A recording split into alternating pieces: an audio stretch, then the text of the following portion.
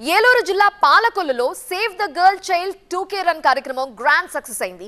ఆడపిల్లలపై దాడులు, అత్యాచారాలు, హత్యలను అరికట్టాలన్న నినాదంతో ధర్మారావు ఫౌండేషన్ ఆధ్వర్యంలో నిర్వహించిన 2K రన్ లో హోమ్ మినిస్టర్ అనిత, మంత్రి నిమ్మల రామానాయుడు, సింగర్ మధుప్రియ సహా పలువురు సీరియల్ నటీనటులు ఉత్సాహంగా పాల్గొన్నారు.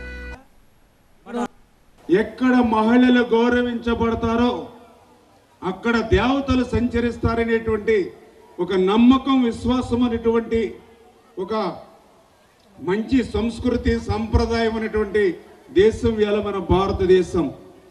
అటువంటి దేశంలో మరి ఆడపిల్లల్ని రక్షించుకోవాలి, భ్రూణ హత్యలు నిరోధించాలి, హత్యలు, అత్యాచారాలు, దాడుల నుండి మరి కాపాడుకోవాలనేటువంటి నినాదంతో ఈరోజు కాదు, ఆ రోజు 2014లో నేను శాసనసభ్యుడు అయిన నాటి నుంచి కూడా ప్రతి 2 సంవత్సరాలకు ఒక్కసారి పెద్ద ఎత్తున ఈ నినాదాన్ని ప్రజల్లోకి తీసుకెళ్తూ మరి యొక్క save the girl child 2K run కార్యక్రమాన్ని చేస్తున్నటువంటి విషయాన్ని కూడా మీ అందరికీ ఒక్కసారి గుర్తు చేస్తూ ఉన్నా.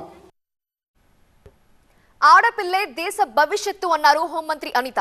ఆడపిల్లకు కండిషన్స్ పెట్టి పెంచుతారో మగపిల్లల్ని కూడా అలా పెంచినప్పుడే సమాజం బాగుపడుతుంది అన్నారు. ఆడపిల్ల అంటే అలానే ఉండాలి అన్న రూల్స్ ని బ్రేక్ చేసి ఎంతో మంది ఉన్నత శిఖరాలు అధిరోహించారని వారందరినీ స్ఫూర్తిగా తీసుకోవాలి అన్నారు. మీకు ఒక విషయం చెప్పాలి, నా చిన్నప్పటి నుంచి వింటున్నా భ్రూణ హత్యల గురించి. నా చిన్నప్పటి నుంచి స్వతంత్రం వచ్చి 75 సంవత్సరాలు అయింది. అయినప్పటికీ కూడా ఆడపిల్ల పుట్టిన వెంటనే ఆడపిల్ల అనుకుని పక్కకి వెళ్ళేవాళ్ళు. అదే మగపిల్లాడు పుట్టాడంటేనే ఇంకా లోపల నుంచి లేబర్ రూమ్ నుంచి బయటికి కబురు, చిన్న కాకితో కబురు వచ్చినా కూడా ఇక్కడ స్వీట్లు పంచుకునే రోజుల దగ్గర నుంచి ఈరోజు ఆడపిల్ల పుడితే బాగున్ను, ఆడపిల్లని కనాలనుంది అనుకునే పొజిషన్కి ఈరోజు చాలా మంది సంఘ సంస్కర్తలే కాదు, ఇలాంటి వ్యక్తులు కూడా ఈరోజు ముందుకొచ్చి చాలా సంస్కరణలు చేయబట్టి ఈరోజు కనీసం ఇలాగైనా పరిస్థితి ఉంది.